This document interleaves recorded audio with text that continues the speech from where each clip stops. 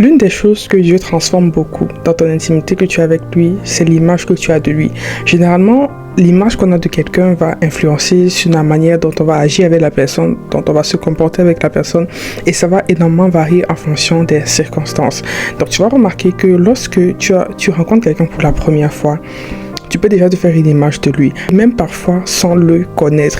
Et l'une des choses avec lesquelles l'ennemi va beaucoup jouer, c'est l'image. Parce que l'ennemi veut souvent t'attaquer, plus principalement ou bien plus spécifiquement dans tes rêves, il va parfois prendre l'apparence d'une image que tu connais pour te faire du mal. Juste pour te faire comprendre que l'image que tu as de Dieu est la plus importante des choses que tu dois demander même dans ta relation, dans ta marche avec lui. Lorsque Dieu créa l'homme, il a dit dans Genèse 1, on va créer l'homme à notre image et à notre ressemblance. Ce qui fait que lorsque tu n'as pas une bonne image de Dieu, ça va énormément impacter sur la manière dont tu vas te comporter avec lui. Sache que lorsqu'on dit que tu as l'image de Dieu, tu as non seulement son caractère, tu as également son image physique. Donc tu dois t'attendre à ce que tout ce qu'il a, toi également tu l'as.